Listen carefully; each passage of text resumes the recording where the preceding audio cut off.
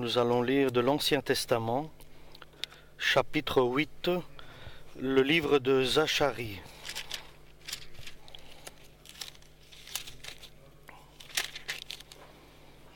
Le Seigneur de l'univers me communiqua ce message. Moi, le Seigneur, j'ai un amour ardent pour Jérusalem. J'éprouve une vraie passion pour elle. C'est pourquoi je déclare, je reviens à Jérusalem, j'habite de nouveau à Sion. On appellera Jérusalem ville fidèle, et Sion, la colline qui m'appartient, aura pour nom colline sainte. Oui, je le déclare, les vieillards, hommes et femmes, qui s'appuient sur un bâton à cause de leur grand âge, reviendront s'asseoir sur les places de Jérusalem. Les garçons et les filles viendront de nouveau en grand nombre jouer dans les rues de la ville. Cet avenir semble irréalisable aux survivants du peuple d'Israël, mais je peux réaliser ce miracle, moi le Seigneur de l'univers. Je vous le promets, je vais sauver mon peuple, exilé dans les régions de l'Est et de l'Ouest. Je le ferai venir de là-bas pour habiter à Jérusalem. Ils seront mon peuple et je serai leur Dieu. Je régnerai sur eux avec une loyauté et justice. Voici ce que déclare le Seigneur de l'univers.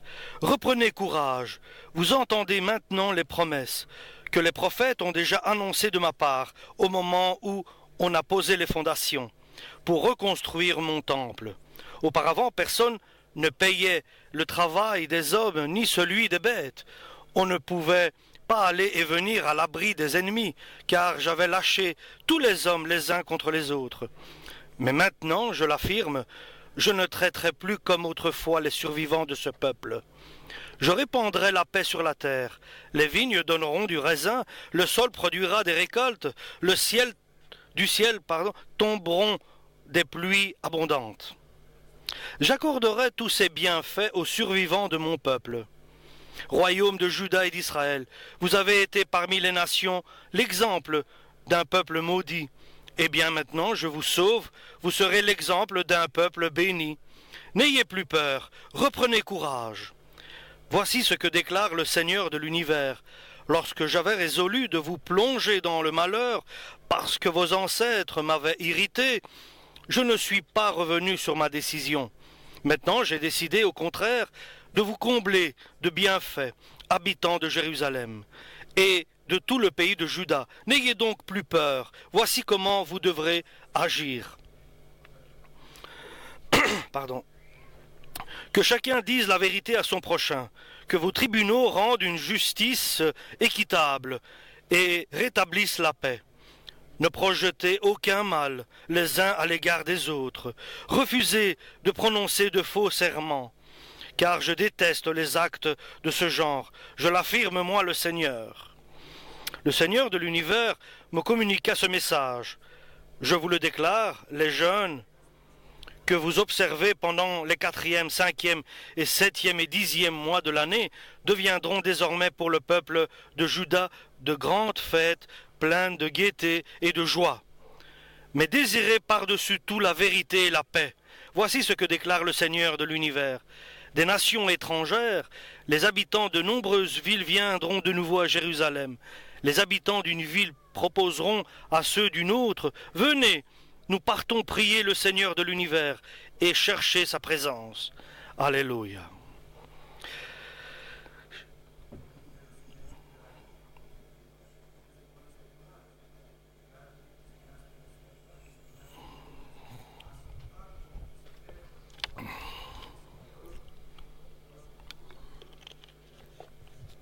Alléluia.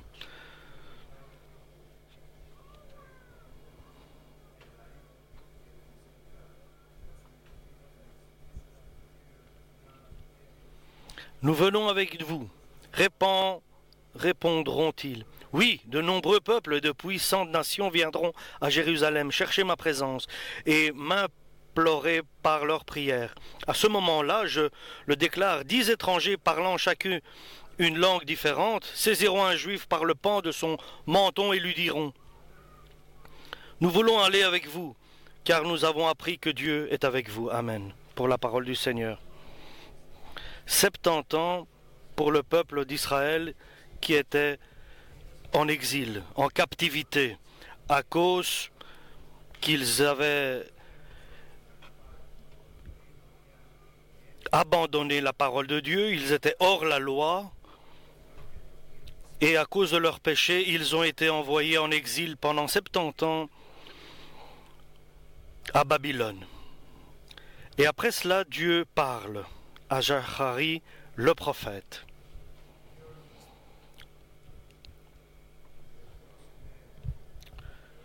Dieu est un peuple jaloux de son peuple.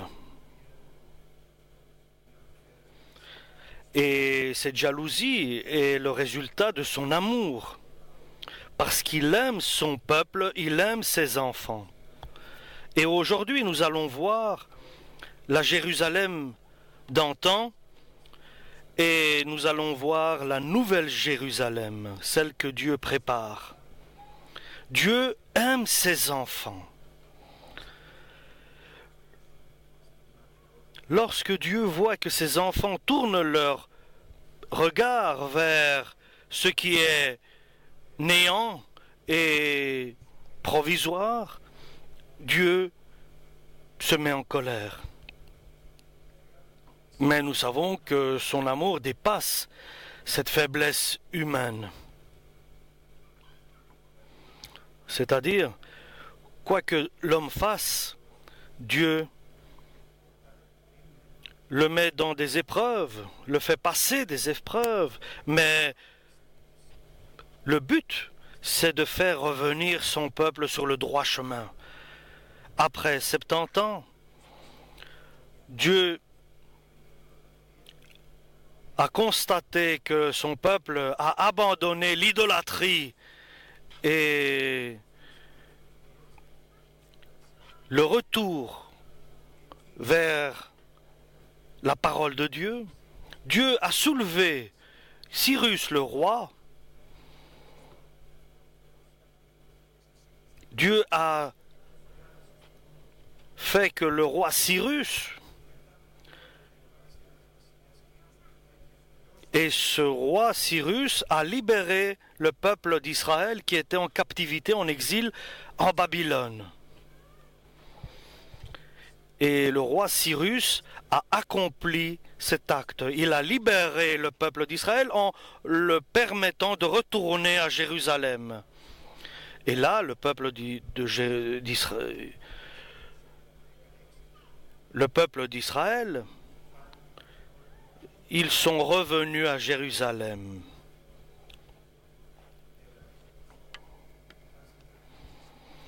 Et le peuple d'Israël, revenant à Jérusalem, ont commencé à construire des maisons, à avoir une personnalité chacun.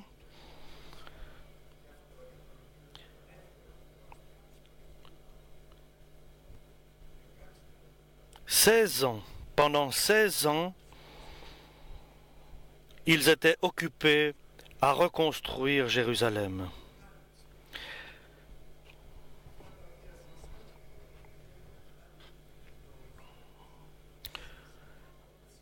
Et le prophète a révélé au peuple pourquoi ils ont vécu ces épreuves et pourquoi Dieu n'était pas avec eux pendant toutes ces années de captivité.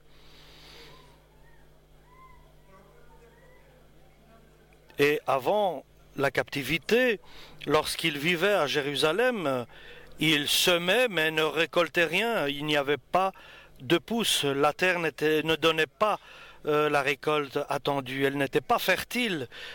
La pluie n'était pas au rendez-vous. Dieu ne les a pas envoyés en captivité seulement pour les débarrasser, qu'ils se libèrent de l'idolâtrie, mais pour qu'ils reconstruisent Jérusalem et le temple de Dieu.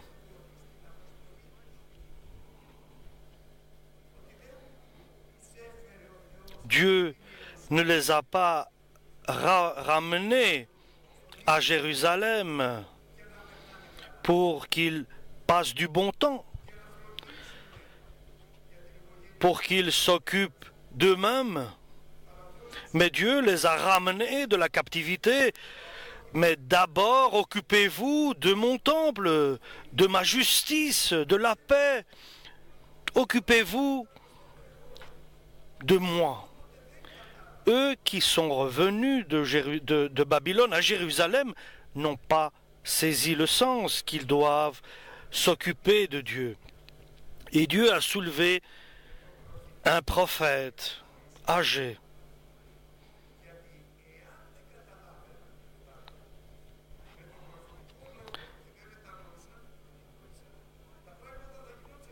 Et nous savons que grâce au prophète que Dieu a envoyé, âgé, ils ont pris le bon chemin, ils se sont repentis et ils ont pris le bon chemin.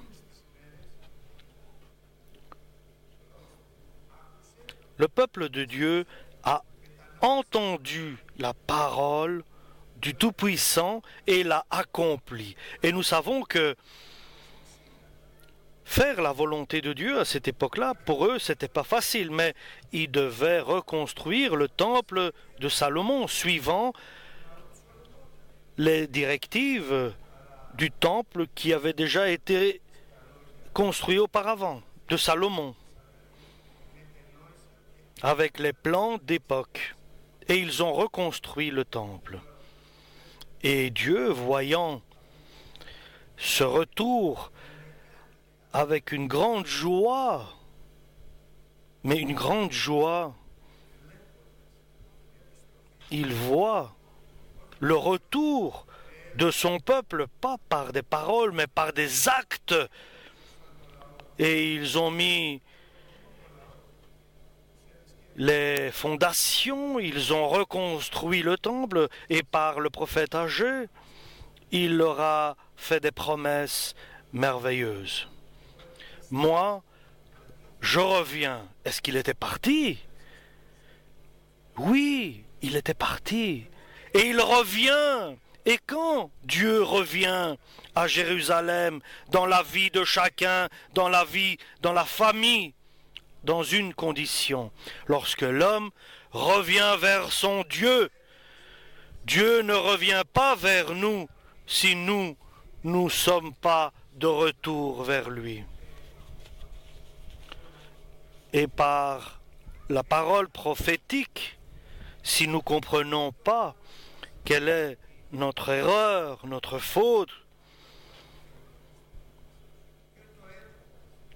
ainsi nous ne pourrons pas comprendre ce que Dieu désire de chacun de nous. Dieu demande à chacun qu'il fasse son œuvre. Et nous devons savoir pourquoi Dieu nous a ramenés à Jérusalem, c'est-à-dire dans son Église, et que Dieu vient dans notre vie. Alors, si nous ne comprenons pas le pourquoi des choses, les choses ne marcheront pas, n'avanceront pas comme il faut. Et la première chose, il n'y aura pas d'amour. Il n'y aura pas d'amour parmi les chrétiens, parmi les fidèles. Et si l'amour s'en va, tout s'en va. Tout disparaît. Sans l'amour, rien ne peut se créer, se faire. C'est pour cela, chers frères et sœurs, il est indispensable de discerner si dans notre cœur il y a l'amour de Dieu envers notre famille, nos frères, nos proches, et même pour nos ennemis. Et la certitude est que Dieu reviendra vers nous, si je reviens vers lui. Dieu nous dit, je suis revenu vers vous car vous êtes revenus vers moi. Et je vais demeurer, habiter en toi, dans ta famille, à Jérusalem. Lorsque Dieu revient, il ne vient pas pour rendre visite, mais il vient pour demeurer, pour habiter, pour rester avec nous. Que veut dire rester dans mon amour? Cela veut dire accomplissez mes commandements et ma volonté. Alléluia. Et Jérusalem ne sera pas une ville détruite qui n'est pas habitée et dont il n'y a pas d'amour en elle. Non, au contraire, il y aura des habitants, il y aura de l'amour, il y aura la vie qui sera active dans Jérusalem. Et elle s'appellera une ville de vérité, car la parole de Dieu demeurera et habitera dans cette ville, et une ville sainte. Ce sont les caractéristiques que Dieu donne lorsqu'il revient, la vérité et la sainteté. La vérité, pas des choses, pas de mensonges. La vérité, pourquoi nous sommes en vie et où nous allons et ce que nous devons faire. Le chemin sur lequel nous devons marcher, avancer. Et la sainteté, la sanctification, sans laquelle personne ne verra le visage de Dieu. Être saint, être pur. Alléluia. Et alors commence le changement dans l'Église. Les anciens, ceux qui sont âgés, ils bénéficieront de la présence de Dieu. Ils se jouiront. Ils seront dans la joie, ils seront heureux, et leurs parents, et ceux qui sont alentour. C'est un jour de retour, c'est un jour où l'on revient vers Dieu. Un jour de retour. Lorsque nous revenons vers Dieu, Dieu revient vers nous. Alors il va commencer à changer notre vie. Le retour est se repentir et chercher à faire la volonté de Dieu et savoir quelle est ta mission. Fais ce que Dieu te demande de faire. Ne deviens pas quelqu'un qui hésite ou qui est fainéant. Mais fais ce que tu dois faire.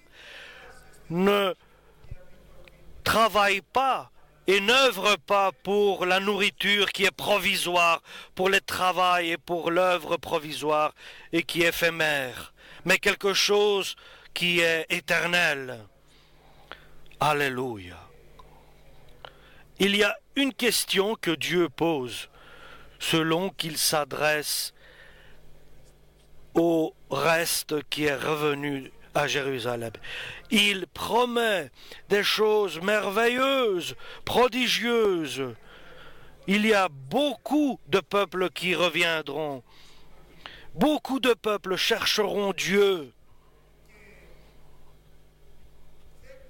Et 10 hommes de chaque langue étrangère attraperont un vêtement d'un juif, d'un Israélien, et lui demandera « Où est ton Dieu? Car nous savons que Dieu est avec vous. »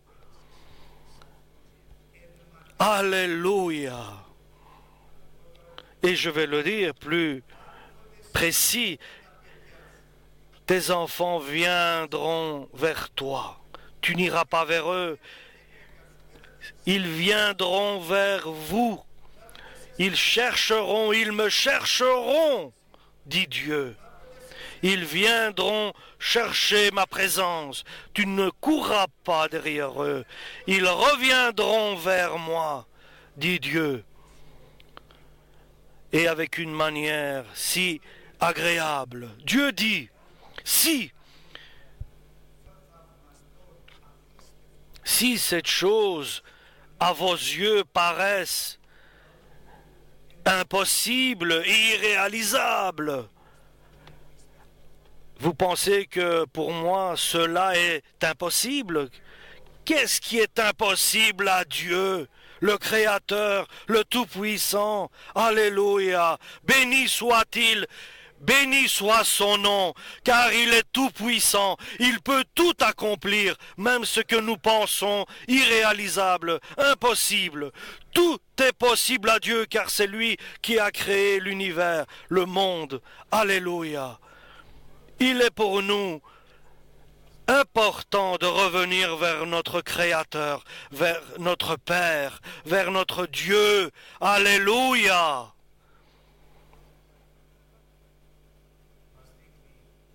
Arbelocha. Il nous montre avec attention quel est le danger de ne pas venir vers Dieu. Je lis verset 16. Voici comment vous devrez agir, que chacun dise la vérité à son prochain.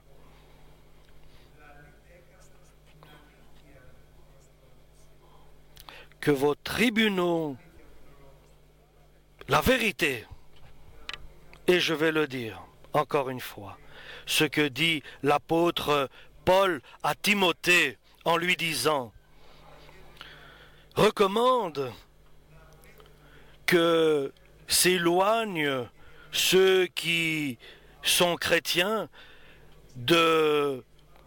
d'histoires que racontent ceux qui disent n'importe quoi et qui ne disent pas la parole de Dieu, alors il arrête de faire la volonté de Dieu et il raconte des contes et des histoires. N'écoute pas des contes et des histoires, mais la vérité, l'évangile. Et Dieu a de bonnes résolutions, il a de bons projets pour les siens, pour ses enfants, pour ceux qui ont accepté Dieu dans leur vie.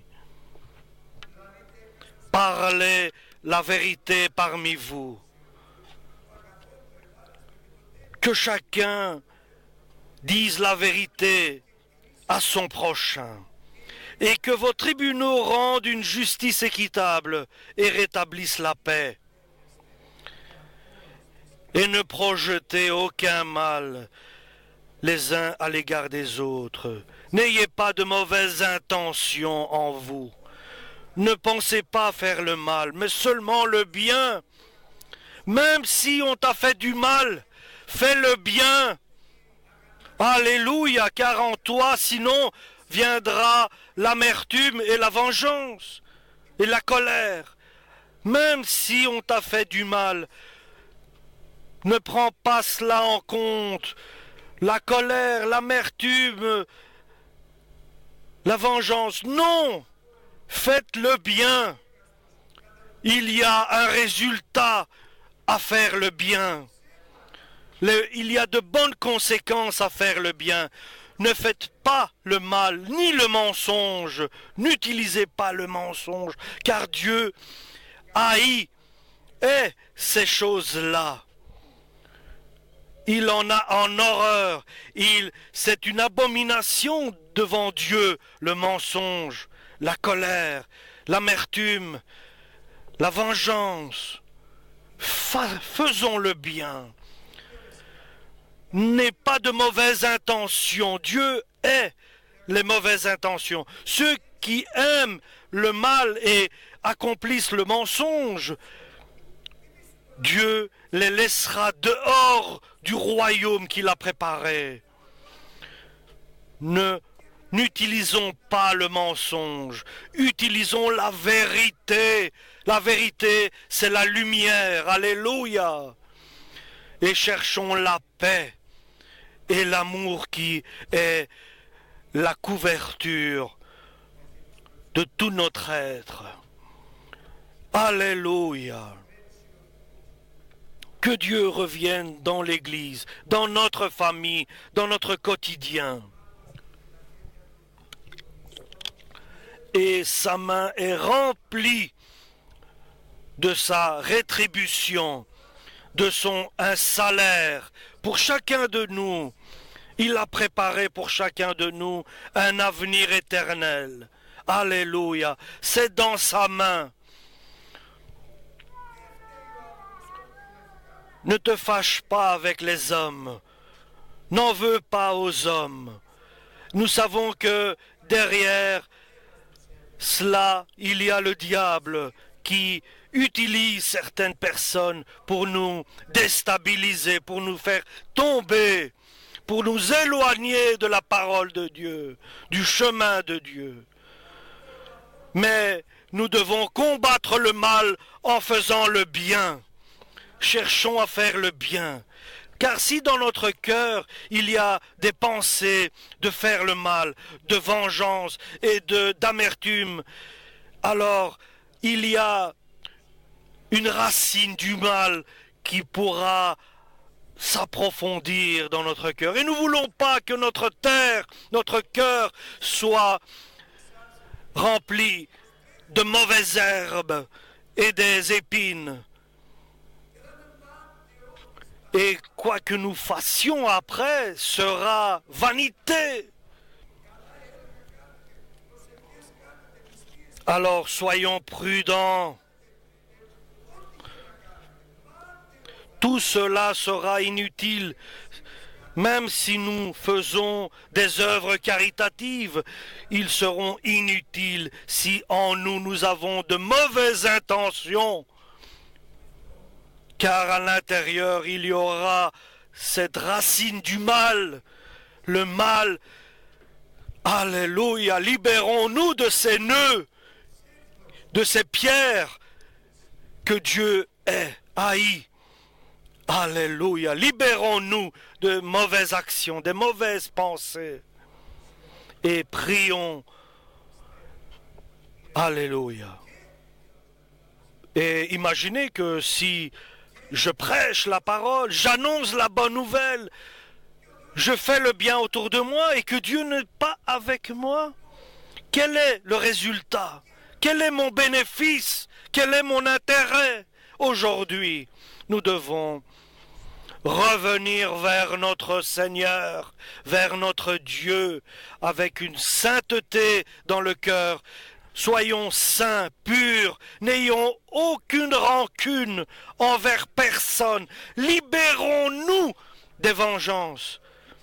Et certains sont prétentieux en disant « Je lui ai parlé et il est venu à Dieu ». Non, frère, cela n'est pas de notre ressort. Restons humbles dans les actes que Dieu permet que nous agissions. Dieu collabore avec moi, avec toi, avec nous. Nous sommes sans valeur. Si dans notre cœur nous avons de mauvaises intentions, si dans notre cœur nous avons le mensonge, si dans notre cœur nous n'avons pas la vérité et la lumière, tout est vanité, inutile. Alléluia. Je vais vous lire quelque chose qui m'a impressionné.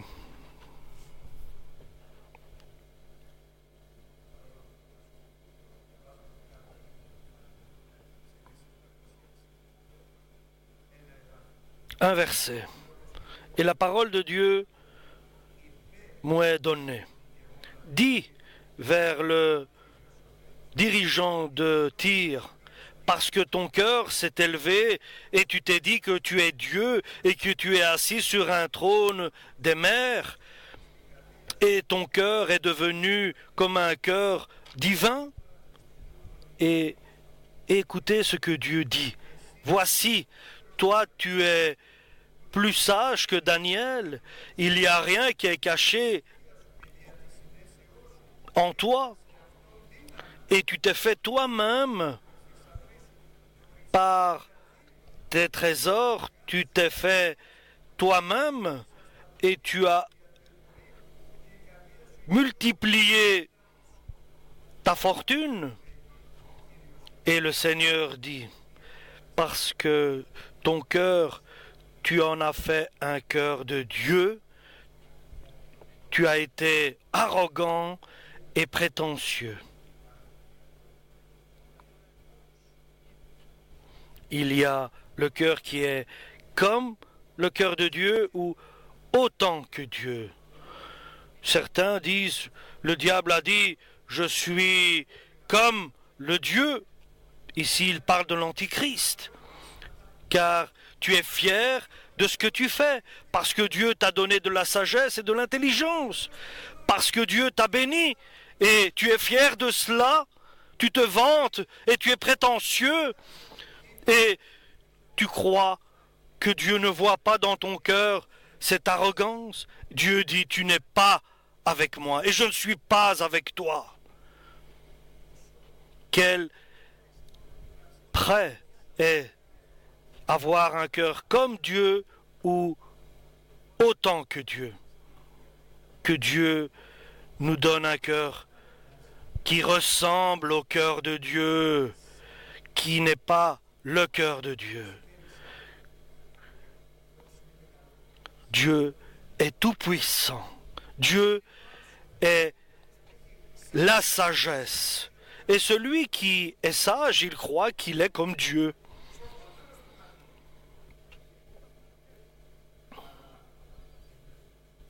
Mais il n'a pas l'humilité du retour et de faire ce que Dieu désire qu'il accomplisse.